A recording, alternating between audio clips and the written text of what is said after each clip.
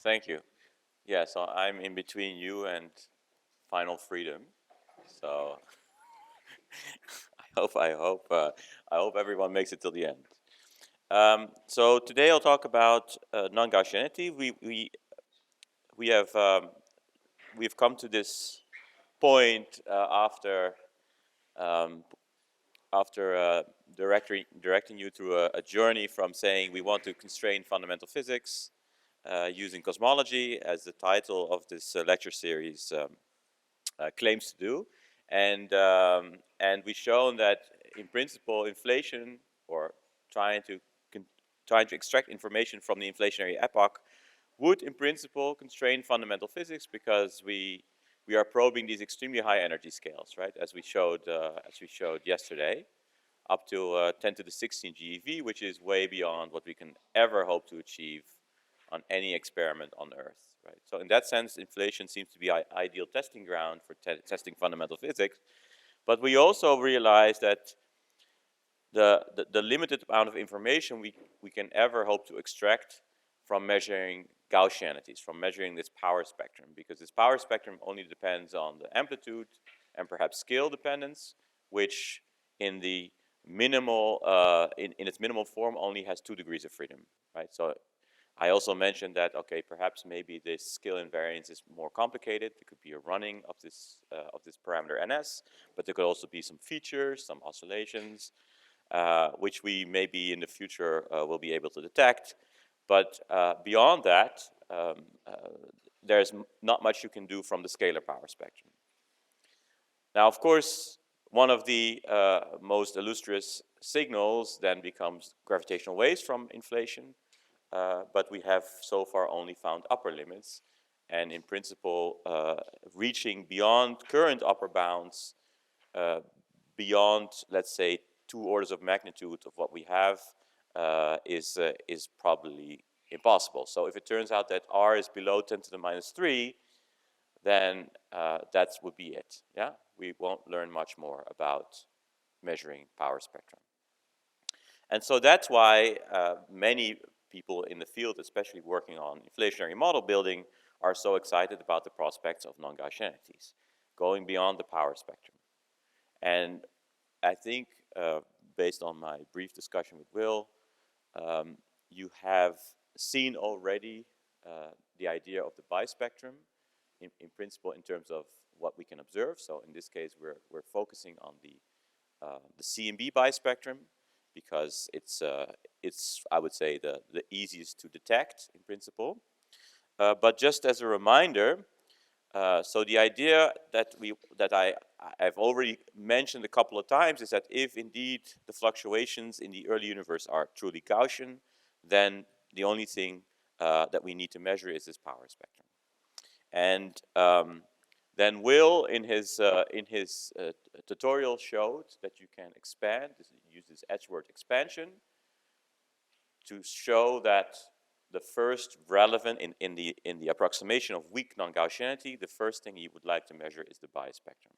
And perhaps that maybe is already a little rusty after 2 or 3 days, but I don't want to go through all the details again, because these are very lengthy equations to write down.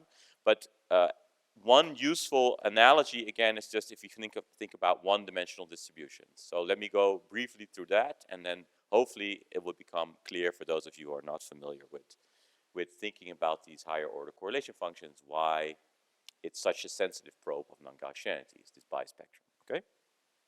So as I mentioned before, the power spectrum is the key observable if things are Gaussian. And again, that is just because if I look in this, right, if I look at the analogy of a one-dimensional distribution, I can write that my probability density for x is just given by 1 over the square root 2 pi sigma e to the minus 1/2 x squared over sigma squared.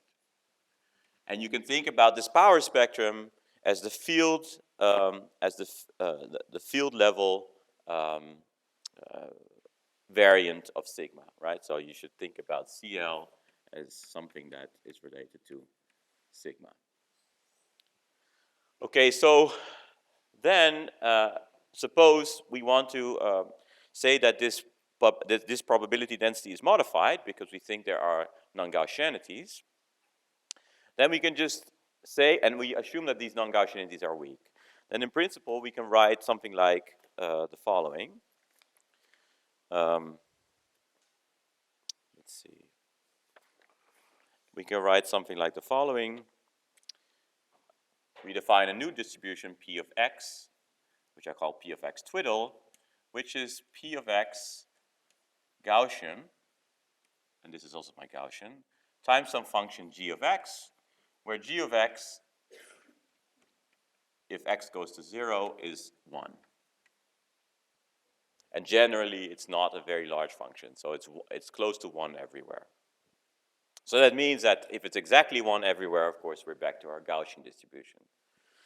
Now then I can compute things like the power spectrum, the variance, right? So I can compute the variance of x, which is just the integral from minus infinity to infinity, given this distribution p twiddle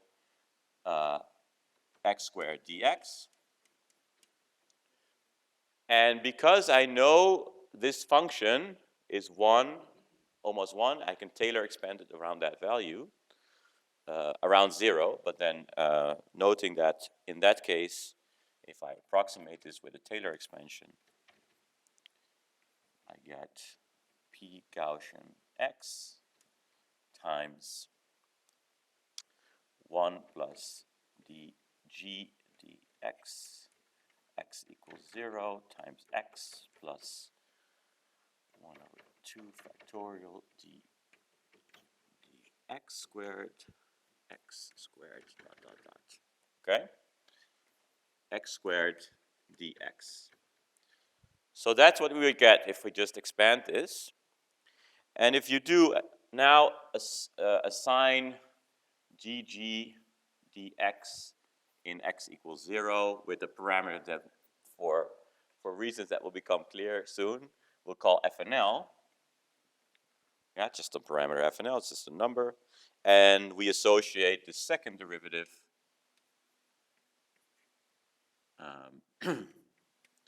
with something that's proportional to fnl squared. Okay, let's call this a fnl squared. Now, if we do this and you actually work your way through this integral, because of the symmetry structure of this integral, right? It means that everything that is not even in x will vanish. Yeah. So anytime you have a term that's proportional to an uneven power of x times an even function integrated from minus infinity to infinity becomes 0. Yeah. So that means that my x squared expectation value, right, will just be whatever I had for my Gaussian distribution, let's call this x squared Gaussian, plus order fnl squared.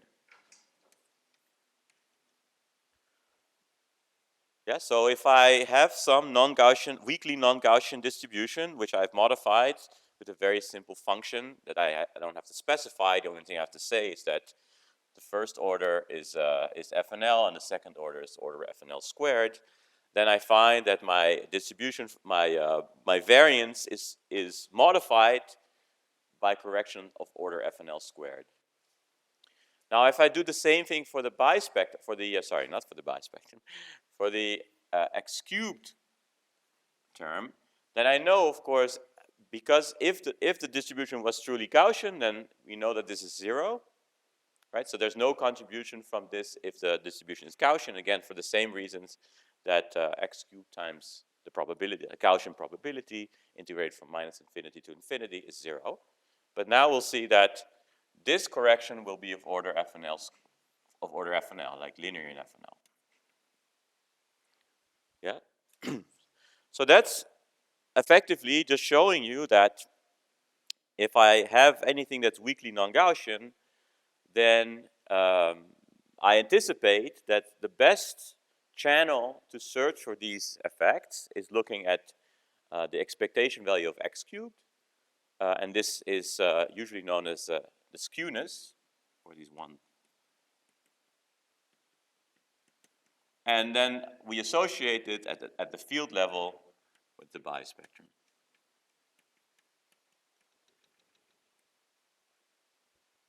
Okay. Right. So that's in some sense that's we don't have to make it more complicated than that. And when you do the details, as we saw in this tutorial, then indeed you'll find that the correction from a non-Gaussian distribution first shows up at the level of the bispectrum of fluctuations. Okay. But this is kind of like a simple analogy, which should hopefully make it more clear. Any questions about this? Okay, good. All right, let's see. And then I think that what was also shown is that when we think about this at the level of the CMB, what we're doing is we're correlating these ALMs, right? Let's call this ALM1.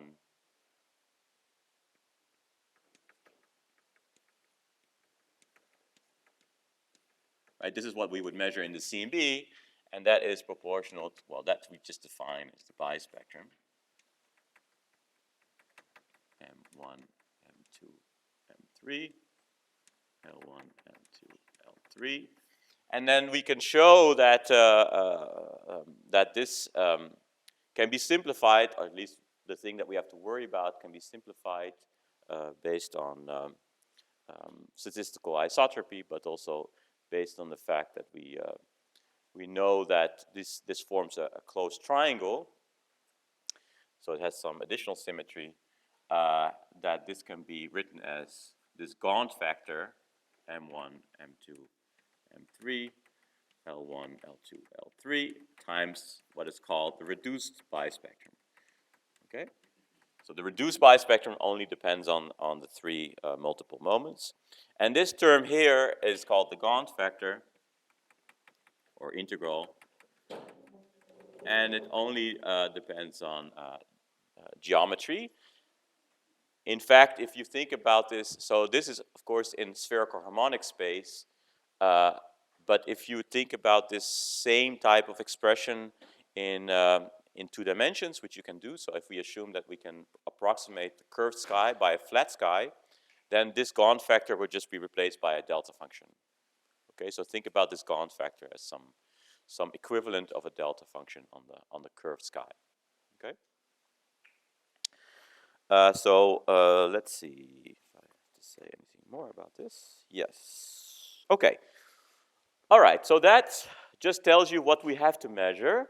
And now the question is, what could source these type of contributions? So in the CMB, let's say Will develops another notebook, so we can actually extract these ALMs from real data. Suppose that happens, and we do this correlation taken from CMB maps.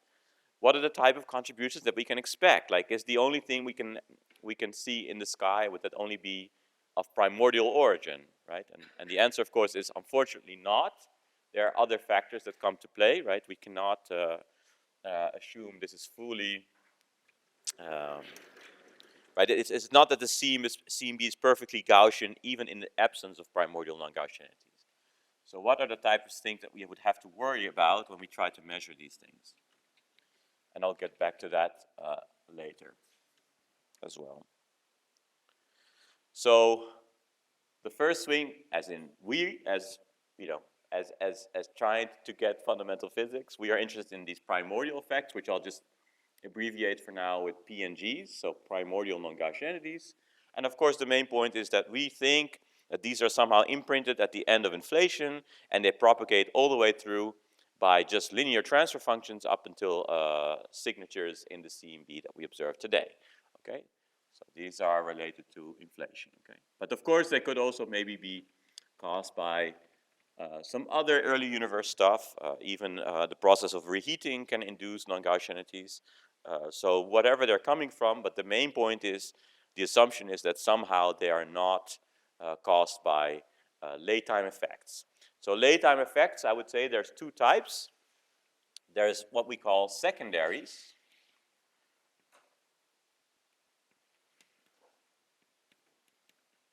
And this is a very broad name for everything that I think, I mean, in my personal opinion, but people might have a different definition, are things that are still cosmological, but they happen between us and the last scattering surface. Yeah, so CMB is last scattered, roughly at redshift of 1100, but in between us and that last scattering surface, things could happen, cosmological things. Yeah.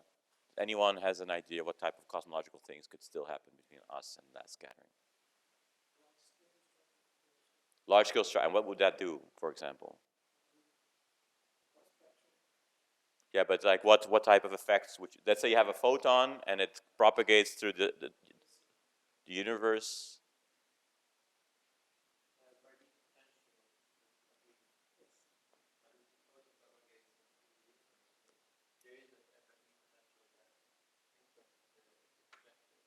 And what would be a good name for that?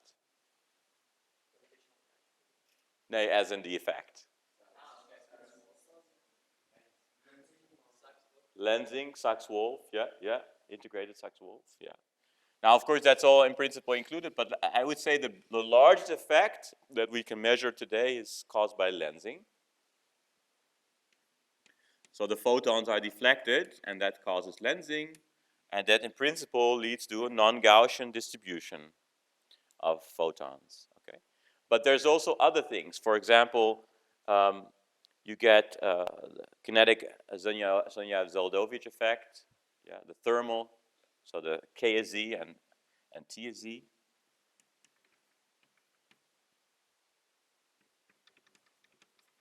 Basically, the interaction with free electrons around clusters. That's also nonlinear because this clustering around these clusters is the clustering around these, or the movement of these electrons around these clusters is a nonlinear process. So you get also non-Gaussianities from that. And anything really that, I would say anything that involves gravity, yeah? I think that's the main point here, which is also if we look at initial conditions, yeah, the reason why even in the most simple model, single field slow roll inflation, there's going to be some level of non-Gaussianity because of gravity. Gravity is a nonlinear theory. But I think the main point here is that you have a lot more time to generate this, right? So in the early universe, there's a very short period when you can generate some non-Gaussianities, but here there's a lot of time to generate non-Gaussian. And the interaction time is, of course, typically shorter than the age of the universe. So you can get large non-Gaussianities from these effects. And this could be, I mean, K as Z, T as Z, polarized as Z, you name it. Like there's all kinds of potential effects. Point sources. Okay, so that would be collectively known as secondaries. And then the final thing, of course, is foregrounds. And foregrounds, I really mean stuff that it's literally between us and seeing the wide open universe. So that usually is the galaxy itself, right? So our own galaxy is quite a large foreground, and it follows the structure, right? So you have the dust, which has complicated morphology.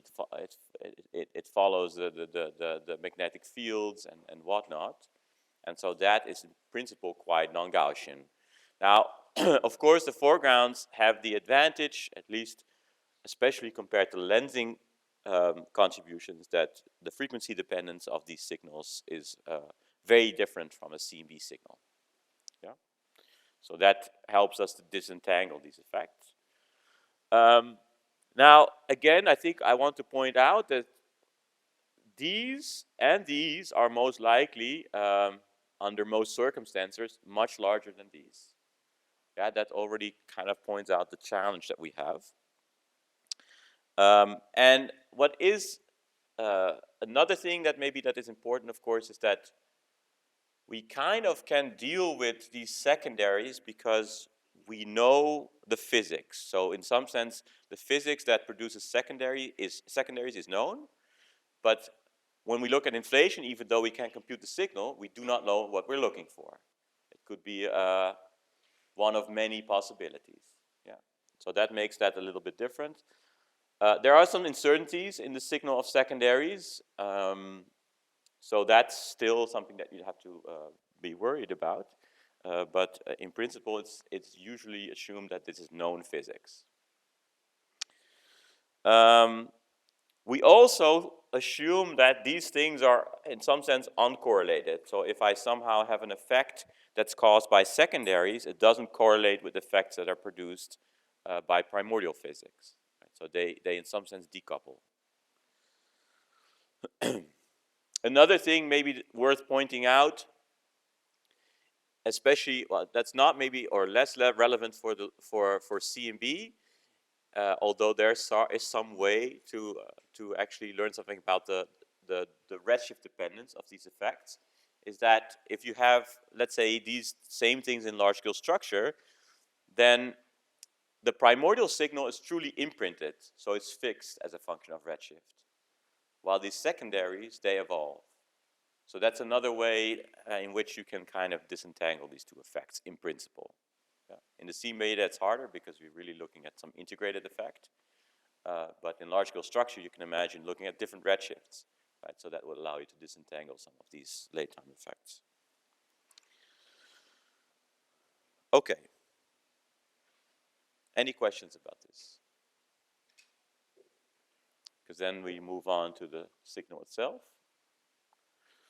Okay, so again, we are interested in primordial non-Gaussianities. Well, we'll leave the challenges of detection for now, for later. So let's say I did not have any model and I wanted to kind of predict what I should see. Yeah, so I had no idea. I've never worked on inflationary model building. So what would be the type of things that I could try first? And so this is roughly what people did early on, I would say, is that they just said, okay, well, we know Gaussianities are small, so let's just Taylor expand. Yeah. So the first kind of simplest ansatz that you can make, so again, this is our curvature perturbation. It's given by what I then would call, well, just the Gaussian contribution plus some parameter that, lo and behold, I call FNL, times R k squared. Right, so these are the Gaussian ones.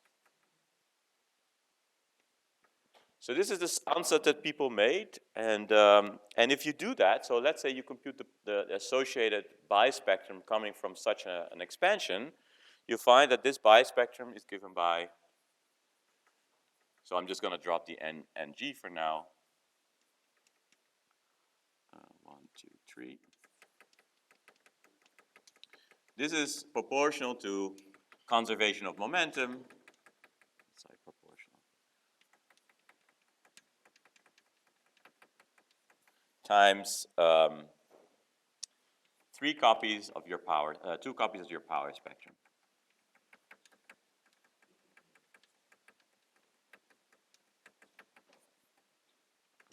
Plus 2 permutations. Okay. So this is what you would get, even if I had no modeling, I had never modeled anything about inflation, I'd never written down an action, and I just say, well, there, yes?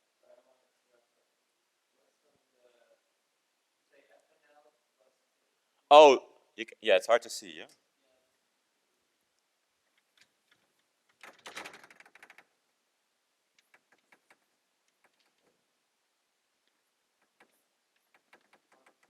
Yes, it's just Taylor expanded, yeah, yeah. Assuming that this, you know that this fluctuation is small, right? It's order 10 minus 5, right? Just R, K, right, is square root of AS, right? So it's 10 minus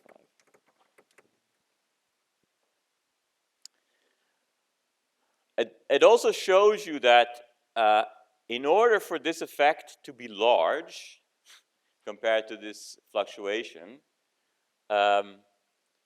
you need an FNL of order 10 to the 5 or 10 to the 4, right? Then it becomes significant. And that will become like well, then you'll probably appreciate the challenge that we face at the level that we want to do. Now, so this is just an ansatz, and it leads to some result. And this bispectrum, so this is the bispectrum, which really looks something like, so if you put the k dependence in here, right, it's like 1 over k squared, 1 over so cubed plus permutations. Yeah, that's what it looks like. So we call this, I think, usually we call this F, K1, K2, K3 is this. And this type of bispectrum has a, right, it has a shape dependence. And I think one thing that should be appreciated immediately is that before we saw this power spectrum, and it has only these two degrees of freedom. Here we have an overall amplitude, but we also have a shape, right? So we have a shape and an amplitude. So bispectrum is shape times amplitude. And it's precisely this part, so, okay, amplitude alone would really not tell us much, right? Well, we'll learn it will tell us something, kind of qualitatively.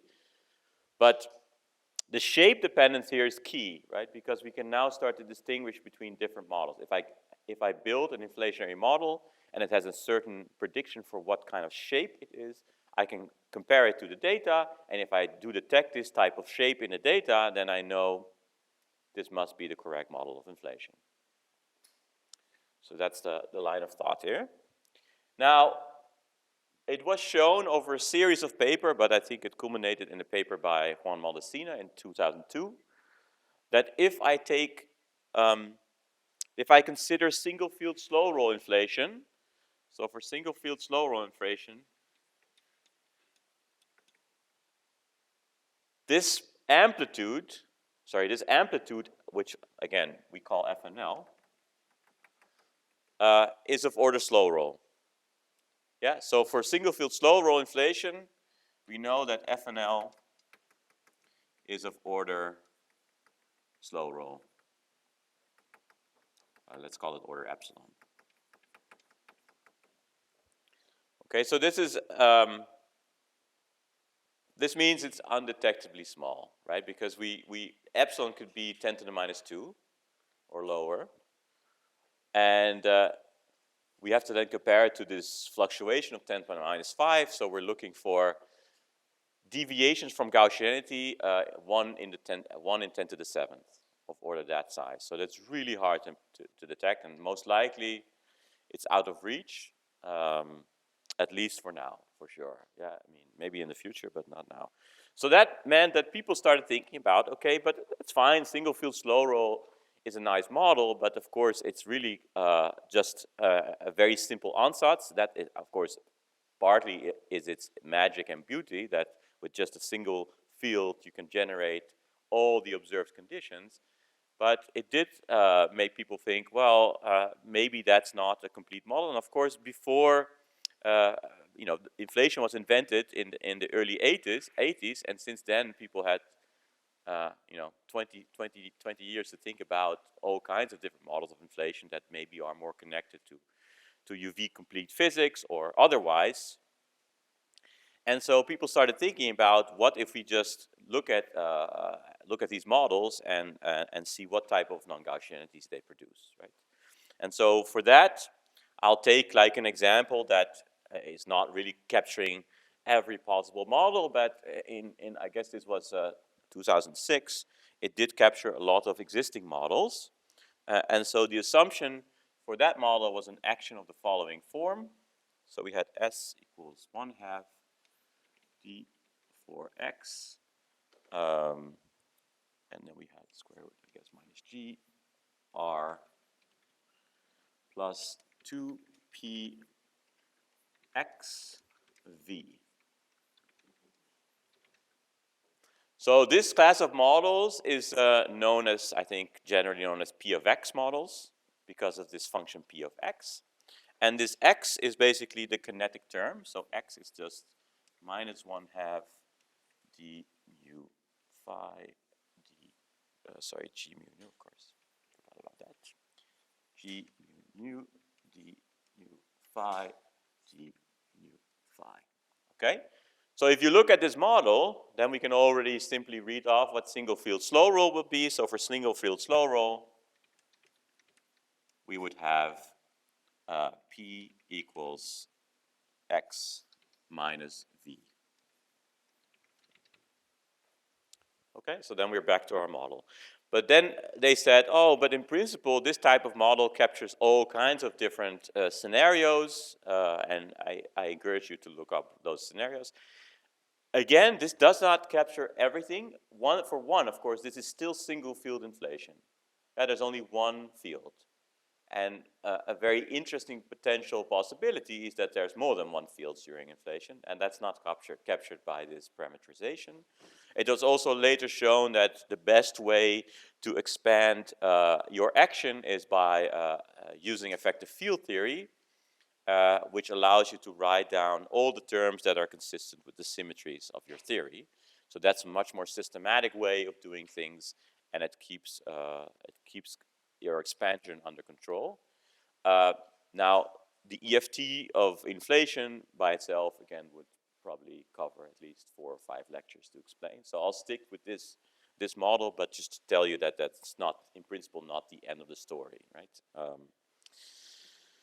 Okay, and so what do we need to do? Well, we kind of went through it yesterday. We chose a gauge, and then we applied the so-called ADM formalism, and that allowed us to write the action to quadratic order. And now we just do exactly the same, but instead of writing the action to quadratic order, we have to derive the action to cubic order and derive the equations of motion and the associated correlation functions. Now, in order to compute these correlation functions, you have to know a little bit about what is called the in formalism, and it tells us how what we refer to as the interaction Hamiltonian, which you derive from this cubic action, creates or excites these bispectra, but also in principle higher order correlation functions. Okay, so we could write that. So once that we have derived our cubic action, we can relate that to an interaction Hamiltonian. So let's call this just in formalism. Note that this, again, to explain this in much detail would require yet at least another couple of lectures, but I'm just going to go through it very briefly. So once we have our action, we can relate this to our what we call interaction Hamiltonian by writing d for x hi. So here hi is our interaction Hamiltonian, and the idea of labeling this as an interaction Hamiltonian is because we're looking at cubic order, we're really looking at interactions, right? So you can think about this interaction Hamiltonian as a 3 vertex. Okay, so then I can write that in the Schrödinger picture, that the evolution of a state can be written in terms of this interaction Hamiltonian. So we can write that E d psi tau d tau equals minus hi times psi tau. And this has a general solution.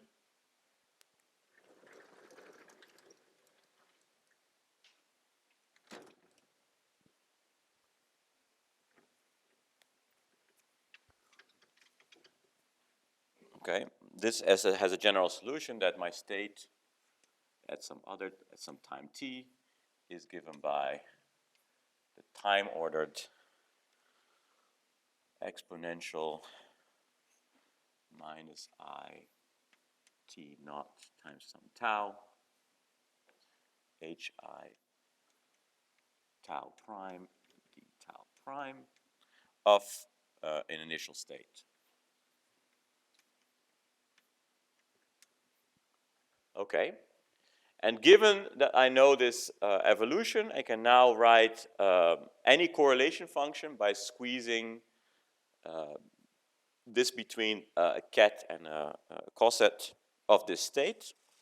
And if I do so, so I write it in the following way. So I have psi tau, for example, the bispectrum in this case, RK1, RK2, RK3 is given by the following expression. This is psi tau 0, RK1, RK2, RK3, psi tau 0, plus corrections coming from the interaction Hamiltonian. So this is just a Taylor expansion up to some order in the interaction Hamiltonian, minus I tau naught tau dx, d tau. And then there's the commutator between the states, K1, RK2, RK3, with the interaction Hamiltonian.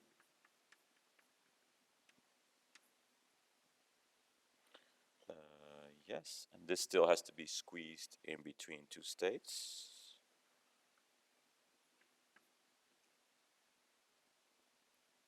Yep. So I should have written it bigger. Psi tau 0 d tau. And then in principle there could be order hi squared terms.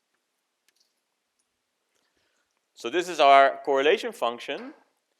So it exists of a term that's proportional to, that operates on the ground state in this case, or the equivalent of the quantum mechanical ground state, but this of course is a state that happens at some initial time. And if this ground state, if you will, is 0, then this first term is 0. Because you know that these things are Gaussian, and so therefore, if this state is Gaussian, then this can be ignored. So if this is Gaussian, if there's no like initial non-Gaussianity from the beginning, then this correlation, this part of the expansion is 0. Now there are some papers on having an initial non-Gaussian state, but there are not that many of it, I would say. And also, it's really hard to quantify, I think, what this should be. Now, we're just ignoring higher order corrections here, so that what remains is this this middle term, which is the commutator between the interaction Hamiltonian and 3 copies of the field. And you can show, if you apply a realness condition on this expression, that this can be simplified, so you don't have to deal with this commutator, which is a mess. If you apply realness to this, then you get that this correlation function is given by, so this is our final expression for the bispectrum,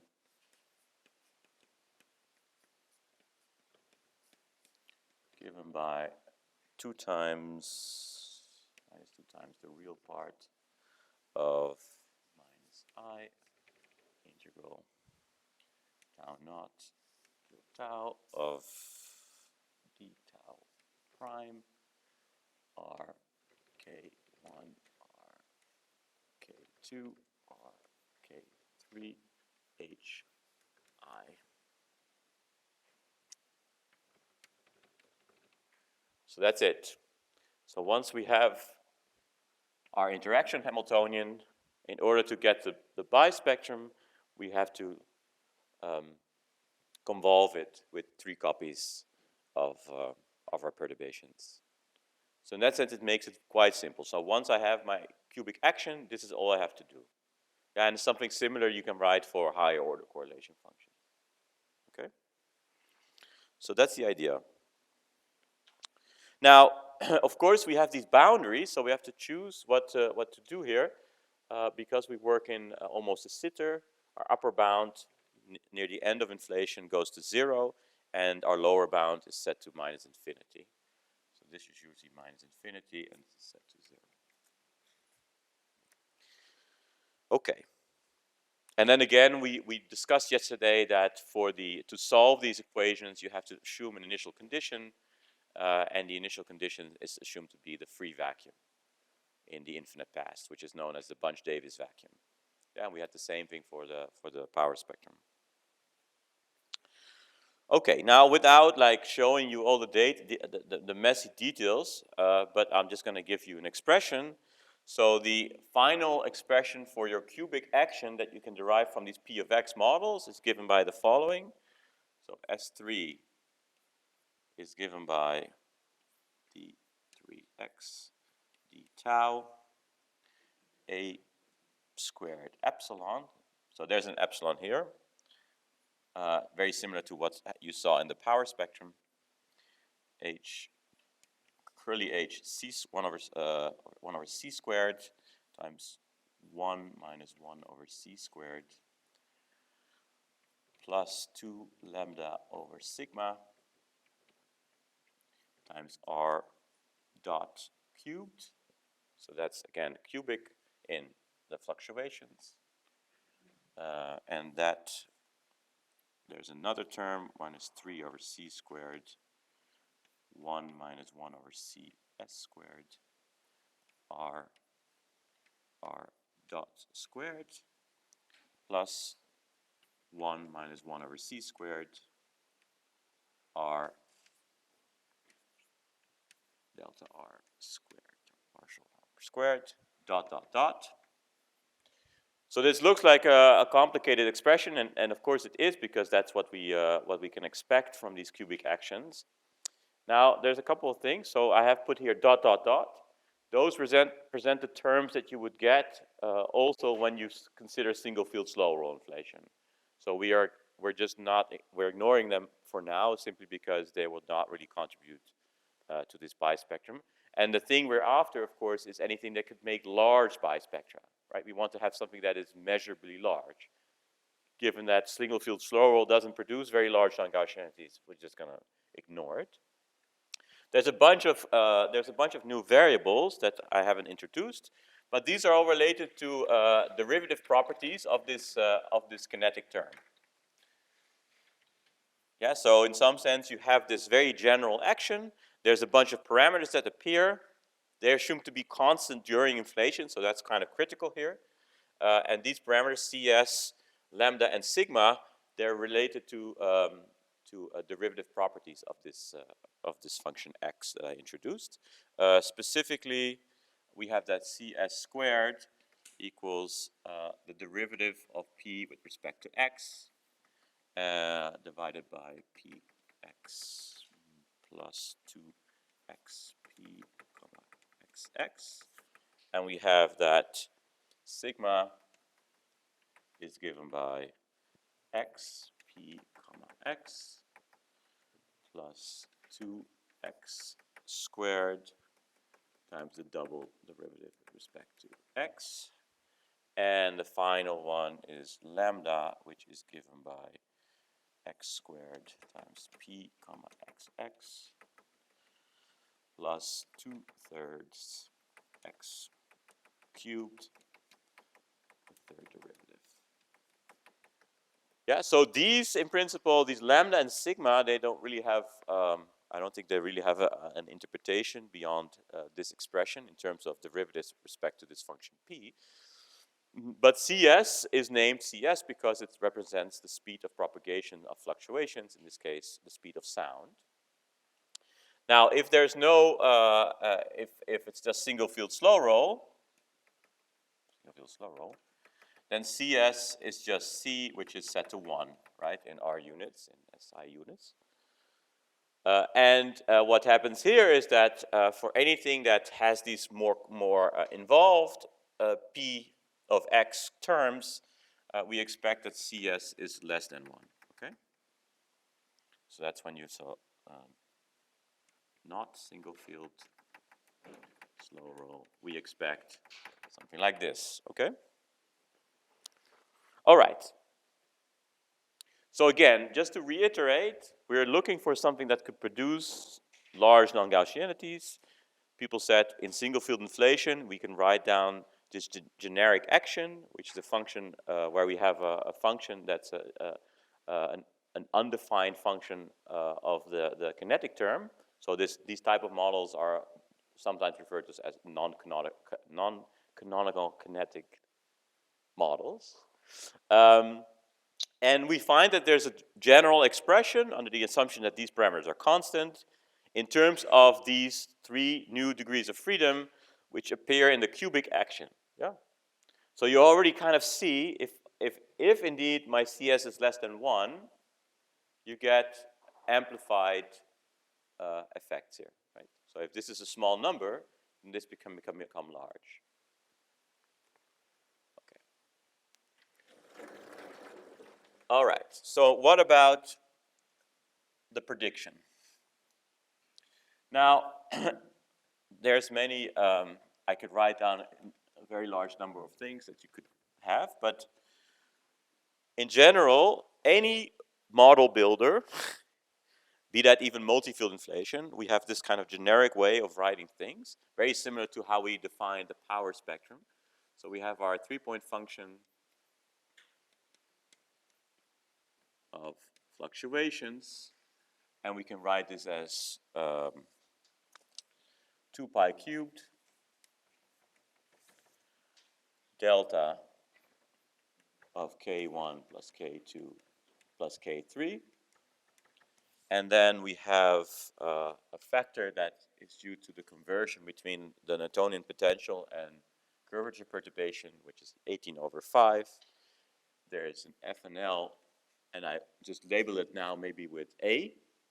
This could be some type, times SA, which is a function of K1, K2, and K3, over K1 squared, K2 squared, K3 squared.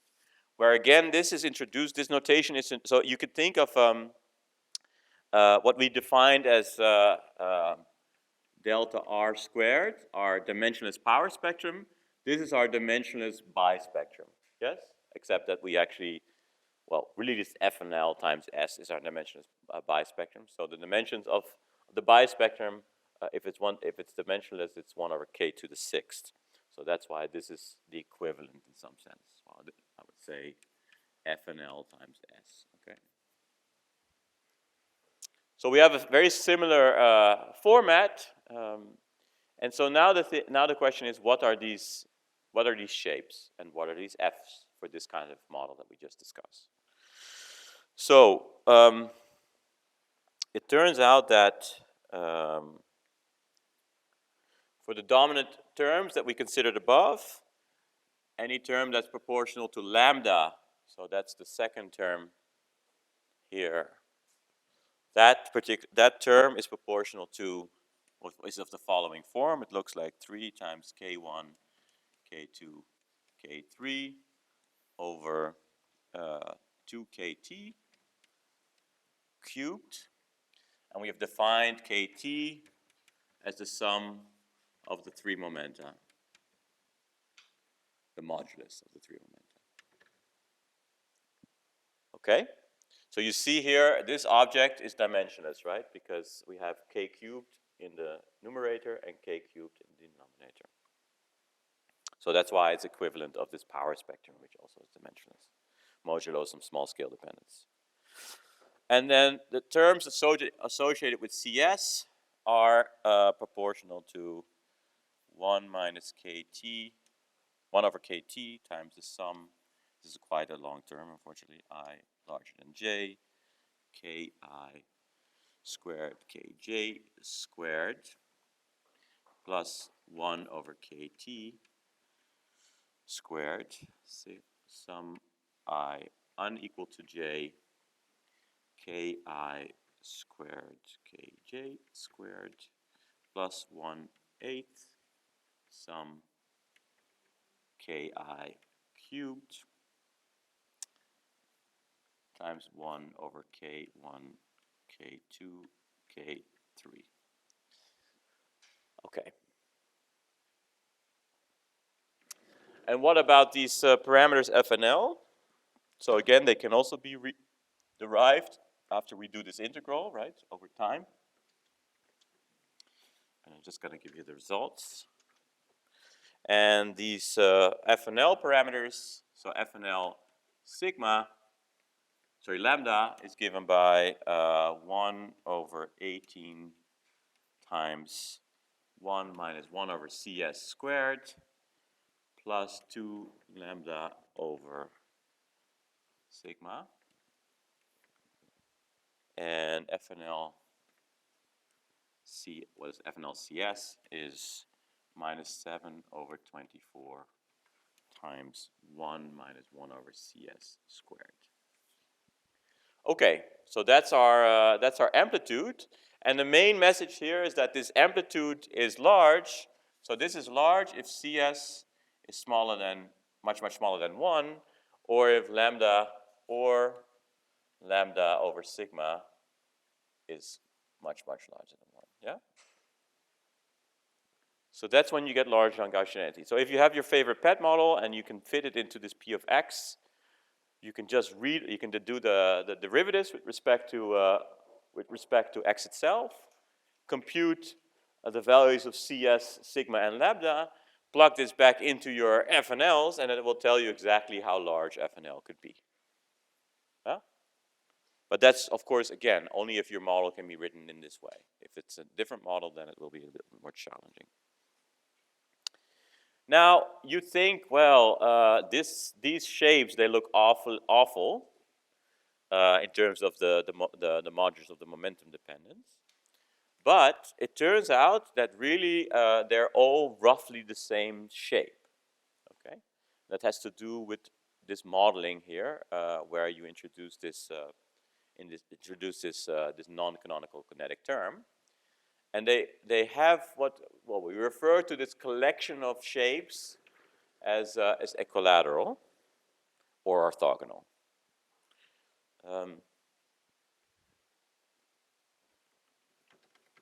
Okay, so we already introduced this first shape, which we derived from just expanding the perturbations around some fiducial value f and l.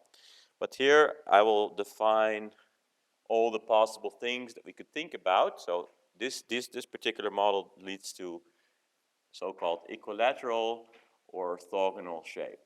Okay? Shapes. And by shapes, we mean these SAs, right? And this thing peaks, or these types of things peaks when K1 is roughly equal to K2 is roughly equal to K3. Yeah, orthogonal is a little different, but by and large, it's related to that. And you get these type of shapes if you have this non-canonical interaction, or if you have what are referred to as higher derivative interactions. So in some global way of thinking about this, or more general way of thinking about this, if you have not just weakly gravitational interactions, but you have something more than that. So if it's not weakly interacting, yeah. So any field not weakly interacting.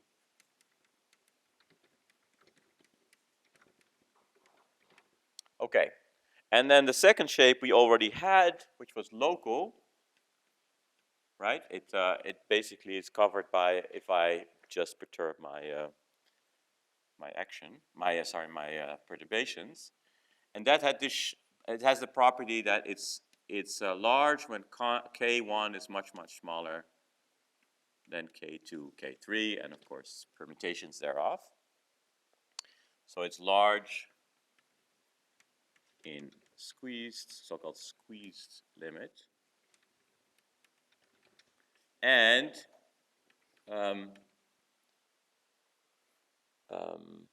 this is a prediction if you have multiple fields. So if you have yes?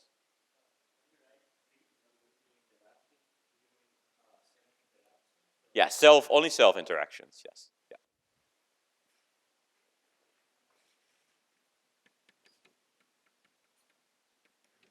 Because of course, again, that's a good point. Right, so this is of the local type, and that happens when you have multiple fields. So if you have indeed fields interacting with one another, yeah.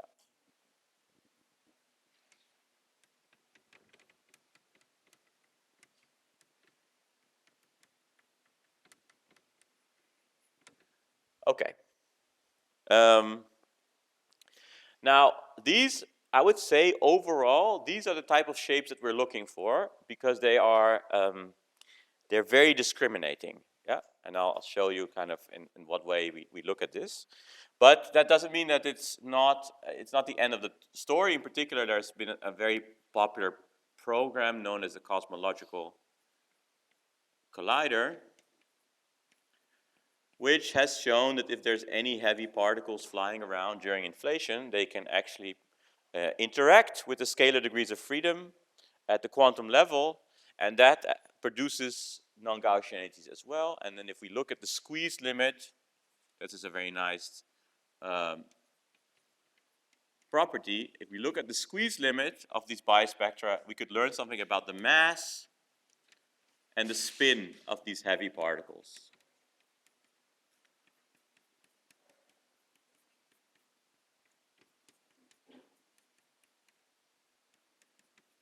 Right, so it's one of the things that people have now recognized, that if you could measure this, if you can measure these properties, it might be the only way to learn something about, say, string theory or particles that are produced in UV complete models, because you're really probing these extremely high energies. I'm not going to talk about this in any detail. Again, I refer you, I think that Guy Pimentel gave a GEI series of talks about the Cosmological Collider. So I encourage you to watch that. Then there's another shape in principle known as a folded shape.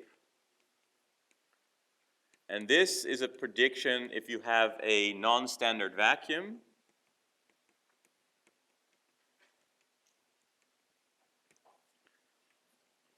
Initial condition, if you will. And again, because we use this free vacuum, which is known as the Bunch-Davies vacuum. If you have deviation from Bunch-Davies, then that could lead to a folded shape. And it is peaks when K1 plus K2 is roughly K3. Yeah, so again, if you think about triangles, these are all connected triangles. This is local. Yeah, we have K1, K2, and K3. And here we have something that looks like this, yeah? K1, K2, and K3.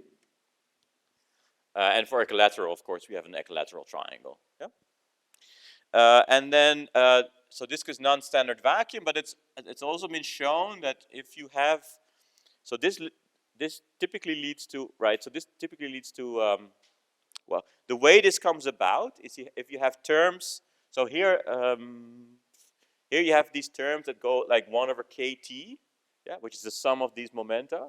But these kind of bispectra, they have terms that go like 1 over k1 plus k2 minus k3. Yeah, so you get a minus. Now, typically they are regularized when you have a non-standard vacuum, but it's also one way you pick up some of these terms if your vacuum, if your correlation functions are produced classically. That can be possible. So it has been used to identify whether you can say that the fluctuations were quantum or classical. Quantum or classical. Which of course it could be important if we ever want to prove that we are the result of quantum fluctuations or not. And finally, there are other possibilities. Most notably, something that I already alluded to when I was talking about features in the power spectrum. And in fact, even this cosmological collider signal really is an oscillatory signal where the wavelength of this oscillation is related to the mass. But in principle, there are many models. For example, if you have a very if your field is not following a straight trajectory, but it makes a sharp turn, it can excite a mode, and that leads to quite generally resonant signals. So these are anything that has like oscillations, okay, in the signal. So the nice thing about having oscillations is that, of course, you produce a very large wealth of possible signals that you can have. And so typically the frequency and the phase of these oscillations is related to the fundamental properties of resistivity. And they can have all kinds of shapes, but in principle there is an additional oscillatory correction to it. Now, in terms of what we are hoping to look for, we can make a table.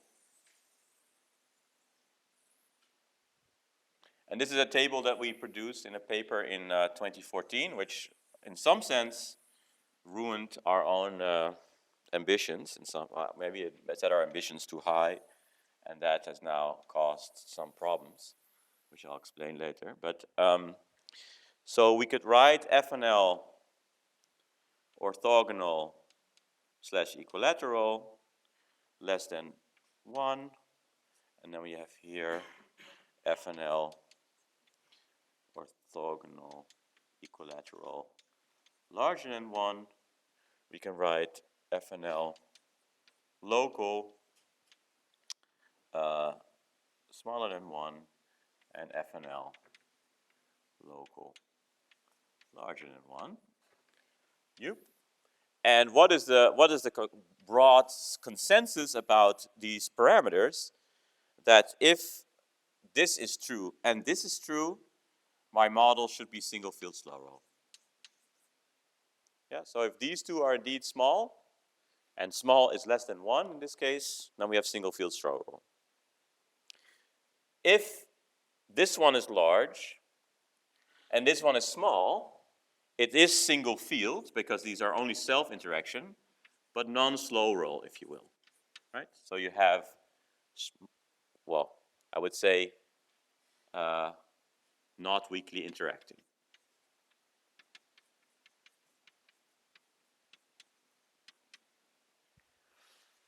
If FNL local is larger than 1 and FNL equilateral or orthogonal is less than 1, then it has to be multi-field inflation. There has to be multiple fields. There's no other, it's very hard to produce local non-Gaussianities that are large in any other way. And so even if equilateral non-Gaussianities are large and you still have large local non-Gaussianity, it should still be multi-field, but then maybe with strong self-interactions as well. Okay, so this is kind of the easiest diagram to say, okay, if I measure this, then this, if I measure that, then that. And of course, the worst case scenario, in some sense, if you think about fundamental physics, would be if we are in this case, right? If both FNL local and both FNL equilateral orthogonal are less than 1. Now, another thing that I think happened once we made this table with a bunch of people is that now every time you apply for funds and you say, I'm going to push my value of FNL down by a factor of 2, and it's not 1, then people will say, well, what can you learn from this? Yeah? So that's a little bit of a unfortunate situation here. And one of the points here is that it is independent of what you're going to do in the next 10 years. Reaching these thresholds is going to be very, very hard. Yeah? Okay, now, in order to get some, probably I do.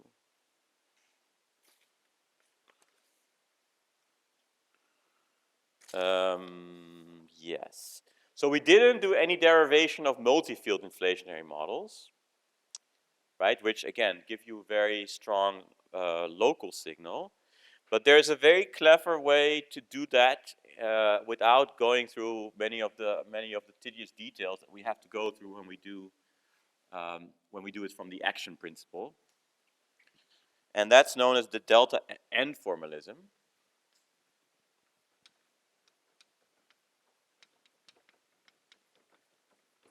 And the idea behind this, with again, I don't have time to go through all the details, but the idea is that you can think of your curvature perturbations as if different points in space have a different length of inflation, and the length of inflation can be quantified by the number of e-folds.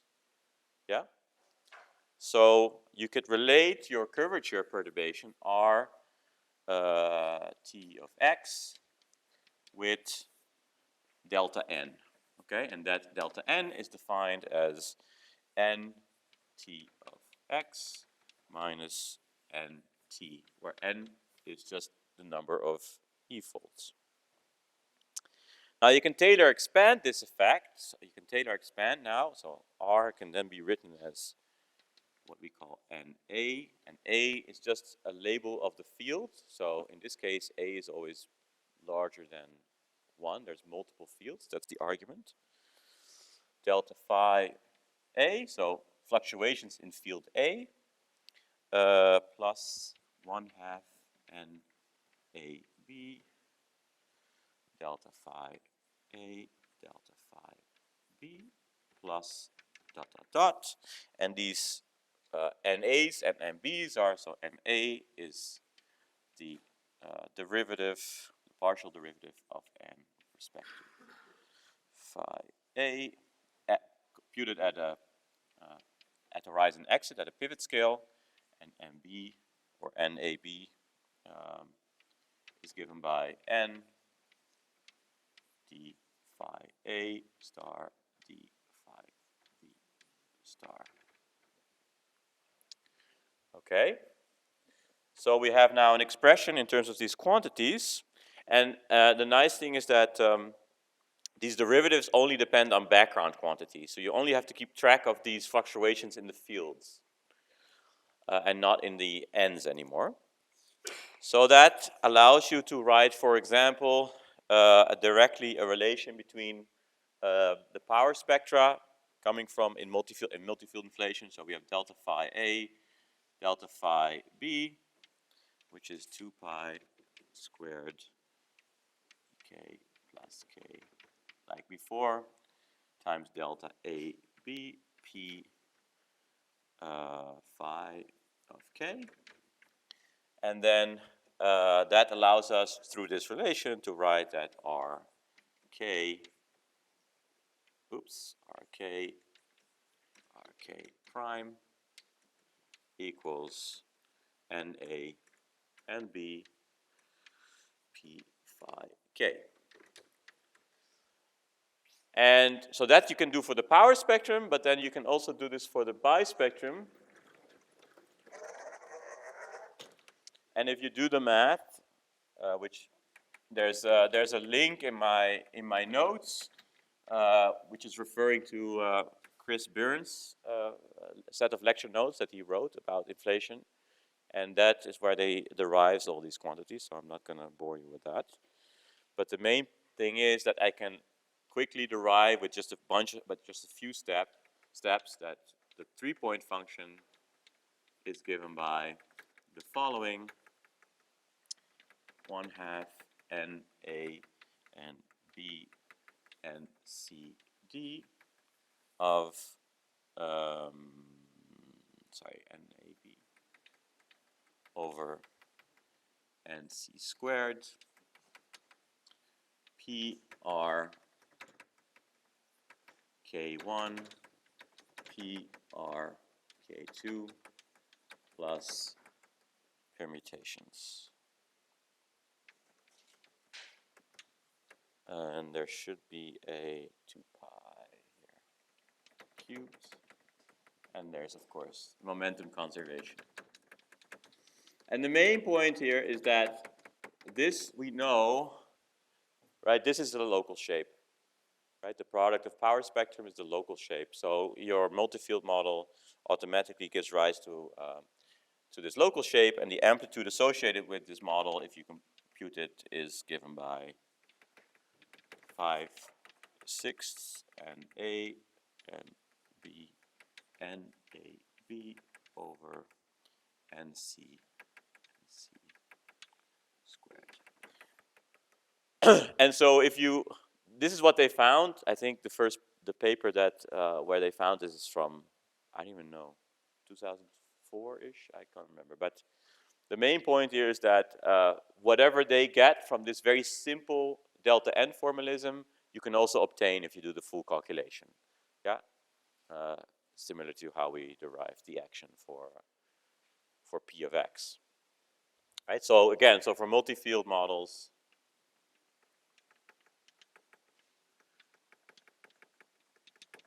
we get local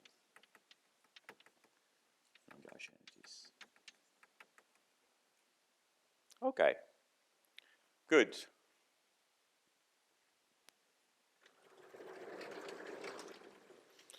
Now we should move on and think about observations, right? We have made predictions, so what about observations? So how do we go about and observe these things in the CMB?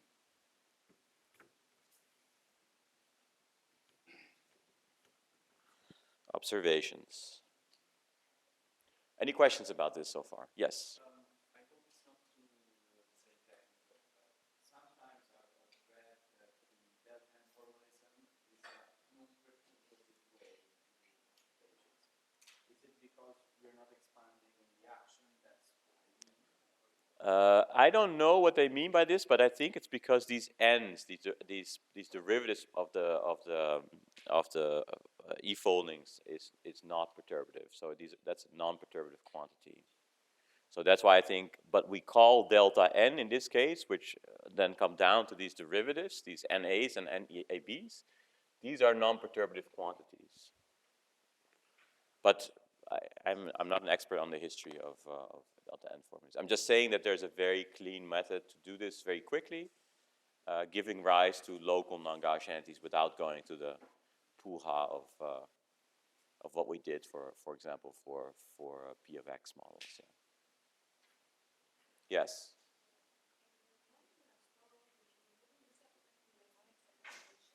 Say that again.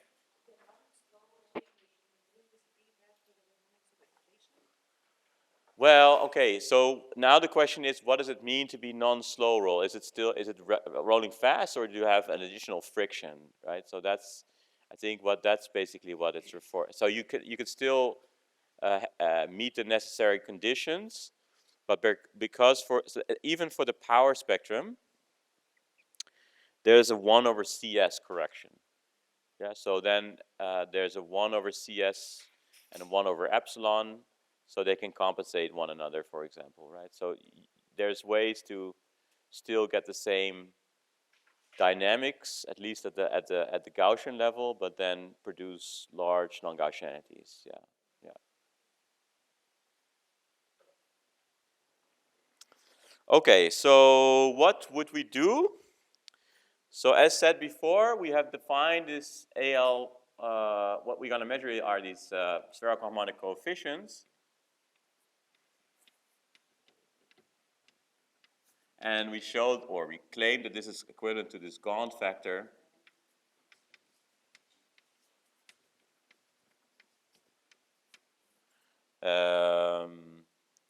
times the reduced bispectrum. And then we can insert functions for the ALM. So the ALM, for example, for temperature, we know what it's given by. It's which we derived in lecture 2, 4 pi minus I to the power L times an integral d3k over 2 pi cubed. R is our fluctuation, k times the transfer function, in this case temperature scalar Lk y Lm star k hat. Okay.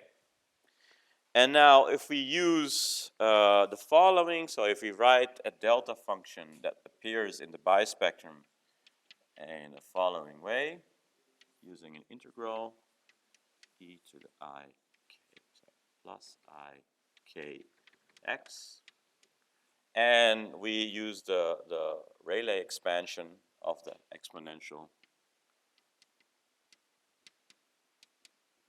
for I times the sum over L I to the power L J L K X sum over M Y L M K Y L M X hat. So if you use this and we compute the bispectrum, associate that with this reduced bispectrum, you'll find that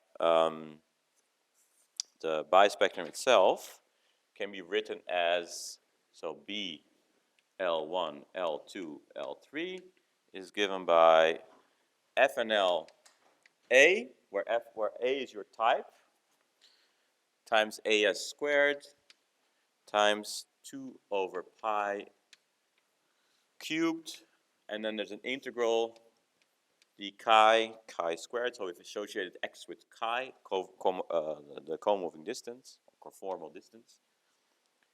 And then we have a product I of integrals dki j li of ki chi theta li t r ki, and then this whole thing is multiplied by s.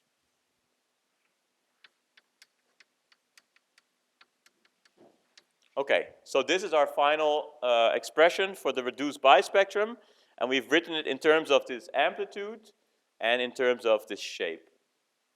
Yeah, which is what we predict. So those are the two quantities that we predict, and now we want to relate that to the observed reduced bispectrum.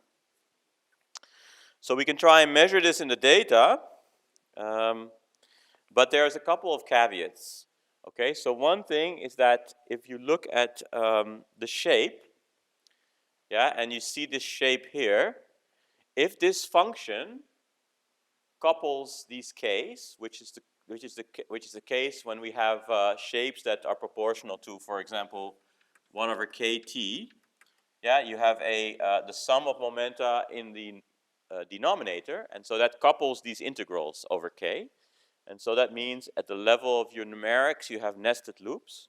And so that makes computing these kind of shapes hard. And so that's why quickly it was realized if I can write my shapes in what's known as a factorized form, then I can easily speed up calculations.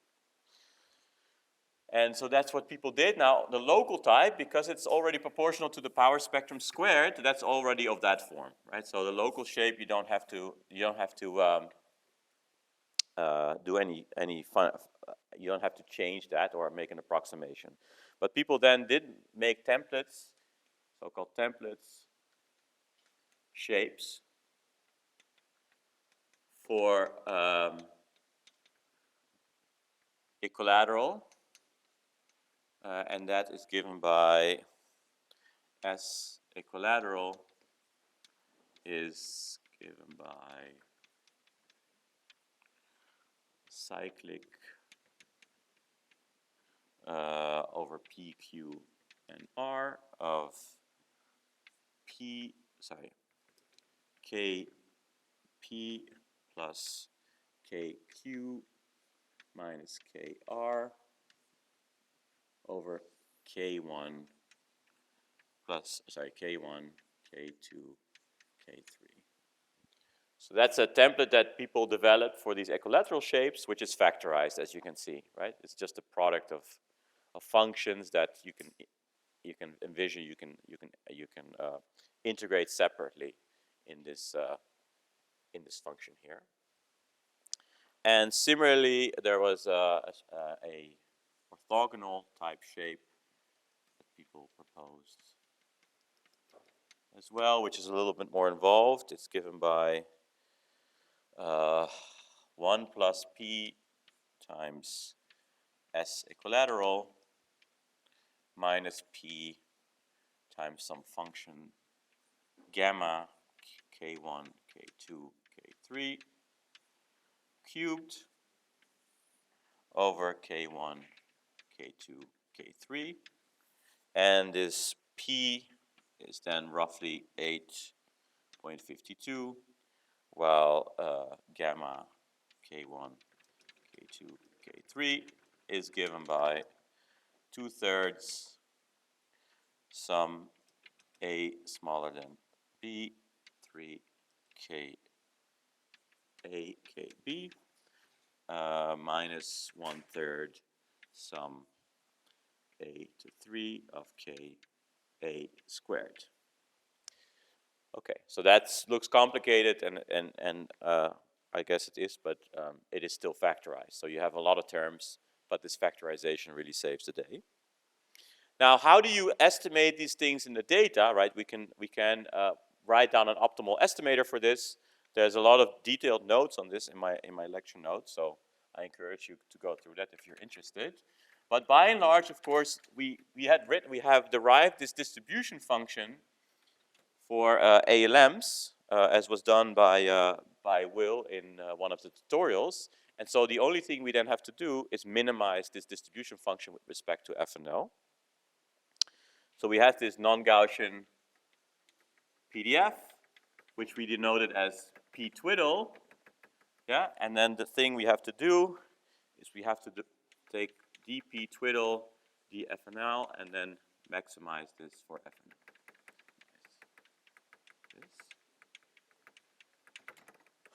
And then the solution for our optimal estimator of FNL hat, so we put a hat because this is an estimated value, is given by the sum B over F. This is a Fisher matrix AB times SB. So here we're summing over inverse Fisher. Here we're summing over all possible shapes that you could have.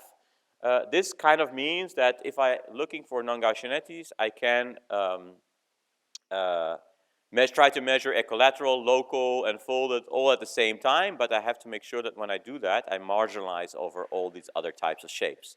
Right? I need to take into account that these have non-zero correlations. Now, for most practical purposes, we assume that they're pretty much decorrelated, which means that there's only really one value, which is FAA, and so then it becomes FAA-SA. Yeah, that would become your estimator. And this S, the derivation of this S is given in my notes, and I don't want to bother you with this very lengthy expression. Now, what's nice about this is that if you derive this F here, that's really that's the Fisher matrix, and it allows you to make forecasts of how well you can hope to measure these parameters in real data.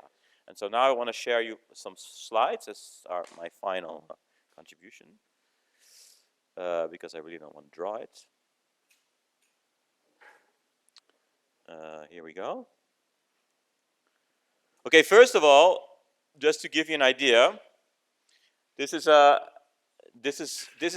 CMB map. Of course, it's idealized. There's no galaxy in here, but it has FNL equals 0, and then if I push the button, we increased the FNL, and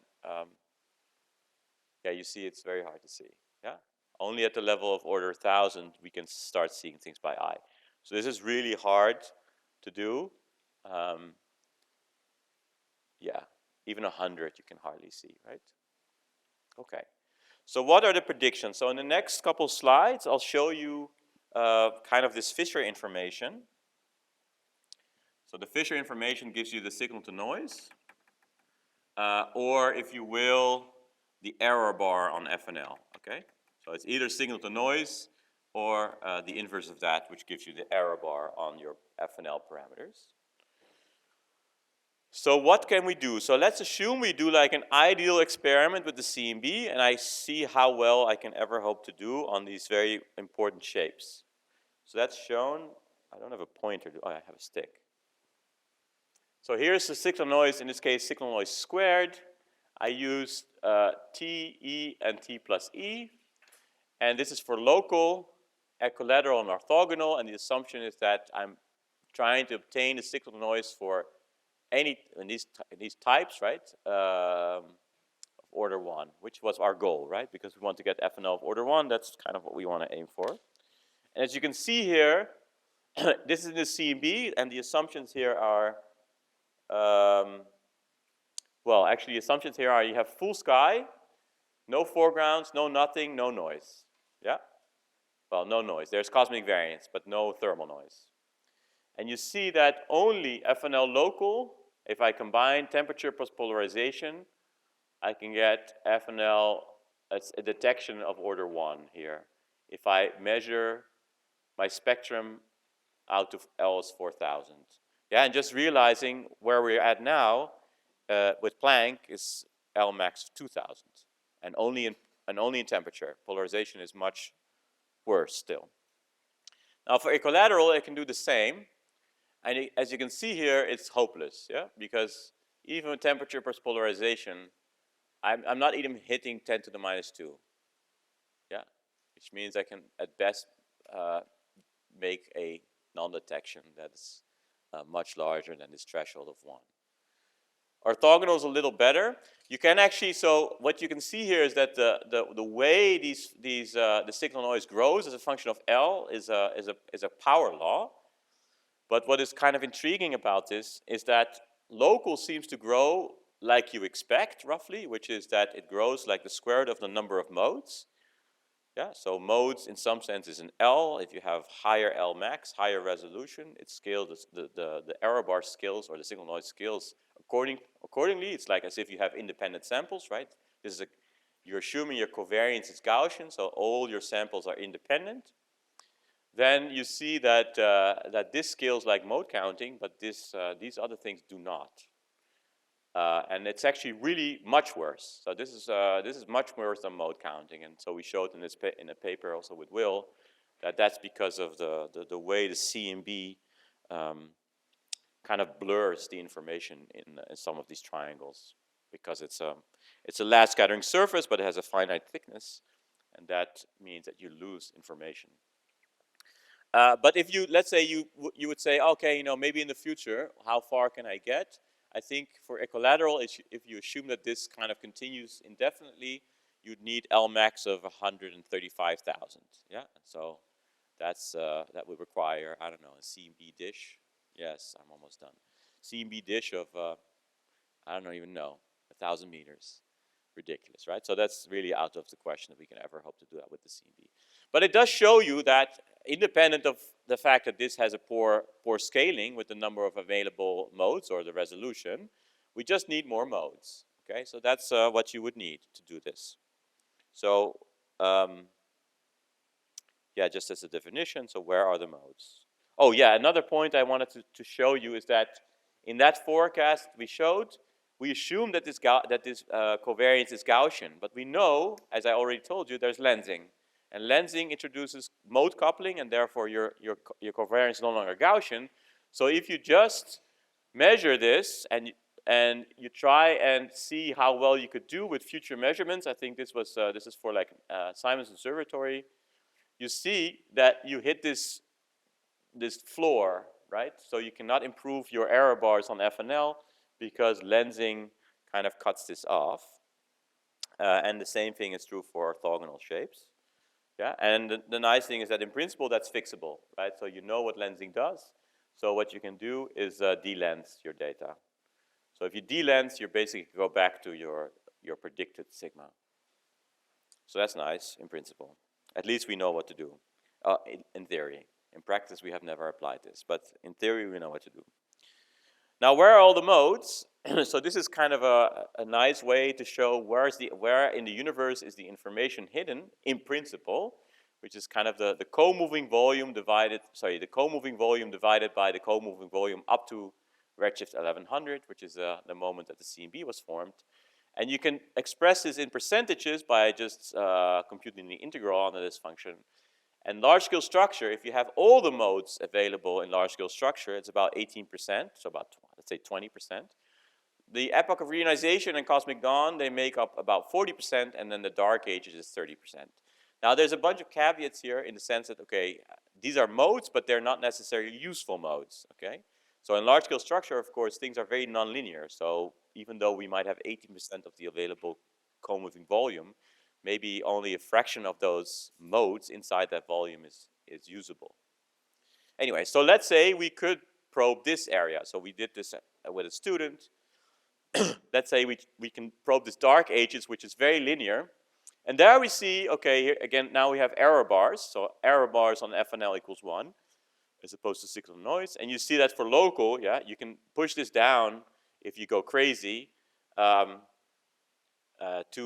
FNL error bars of 10 to the minus 3 to 10 to the minus 4, right? So then you can really easily hit this threshold of 1. Same thing for equilateral. You can in principle push down to 10, to at least to 1, and certainly to, yeah, perhaps even lower. But what we put here is so this would be a radio experiment because you're going to the dark ages, as I mentioned in the first day. So that means that you need an experiment that has a so-called baseline of 1,000 kilometers, right? So that's ridiculous to do that. So you should really think maybe 10 or 100 is only mildly realistic. Now the question then is, are these, so what we did here again, we ignored any non-Gaussian covariance. We assumed that somehow there's no mode coupling between the different modes. But even for, as we saw already, for the CMB, lensing becomes important, and so that's something to worry about. And so we checked whether covariance is relevant here as well, so whether these forecasts are even correct, right, for these futuristic surveys. And it turns out it's not correct. So here what I show is the non-Gaussian, assuming non-Gaussian covariance over Gaussian covariance error bars. And you see that as you increase your scale that you're observing, so you're probing more into the, if you will, non-Gaussian regime, right? On small scale, things become more Gaussian, non-Gaussian. You see that you'd reduce signal to noise, or your error bar increases as you account for non-Gaussian covariance. And these are matched against simulation. So these solid lines are theory curves. And at very high redshifts, we cannot really make these simulations, right? It's very hard to make simulations, these redshifts, with enough data points. So you get very large shot noise on high redshift. So, or at least they don't exist. You can probably make them, but they don't exist. So you see that even for, especially for local, you'd have to worry about this non-Gaussian covariance, even at very high redshifts. Now, at very low redshifts, does it really matter at all? We made this forecast for Puma experiment, so that's a proposed 21 centimeter survey at low redshift, and we showed that even for those low redshift surveys where this effect might be quite minimal compared to the nonlinear scale, this still would lead to an overestimate of your constraining power by a factor of 5, depending on the shape. So this is a real problem, and the main point here is, this is my last moment of fame. So the real problem is that we're mixing these modes, right? We're introducing non-Gaussianities because we get different things that couple to one another. And so what you want to do is you want to decouple. So the ideal thing would be if somehow we can make what is a mess into something that is no longer a mess. Yeah, and there are, in principle, analytical methods to do that because we know exactly how information is transferred from what is the pristine field to the observed field. But for some things, especially if they're highly non-Gaussian, it might be difficult. So what we said is, okay, perhaps we could use machine learning to do that, right? Like everything, machine learn everything. So that's what we did here. This is our, this is what we observe. So this is actually an n-body simulation, so it is only dark matter. And this is the field, the pristine field that we would hope to apply our measurements on, because that, let's say we had a time machine, and we could go back to redshift 127. We would observe a much more pristine field, and there, if I would want to look for non-Gaussianities, would have a much easier time. It's much more similar to the CMB. But we can't do that because we have to deal with the field that we have here. But machine learning can kind of do that for you, right? So machine learning allows you to reconstruct these initial conditions and thereby reducing this covariance, and to kind of make that more rigorous, you can compute the cross correlation, so it's the cross power between what you reconstruct and the true initial conditions. And you can see that as you increase the network, in this case the resolution of your input data, you can get higher and higher correlation, right? So if you have a correlation that's 1, you've perfectly reconstructed this field. So that's nice, right? It means that in principle, machine learning could help you reduce some of this additional error that's there when you're looking for these non-Gaussianities in much more nonlinear data, which is where we have to go to eventually because the CMB is running out of modes. This is in this kind of area where we have maybe 20% of the co-moving volume. What would be really cool if we could actually use all the data during the epoch of reionization, right? Which is a very large volume that we could access. And so we did something similar there, right? So let's say you have, this is an observed field, some 21 centimeter field, and then this is the true field, and then this is our reconstructed field, yeah? And we see also that the cross correlation, so here it's much worse. The initial cross correlation between these two fields is a total nightmare. It's nothing near what you would expect from the density field, but after reconstruction, you get a lot of recovery of these pristine modes. And so that, I think that in terms of pushing for these values near our threshold of order 1 would really require us to think about these kind of, or implementing at least some of these techniques to access all the possible information. So that's the key message, and that ends my lecture.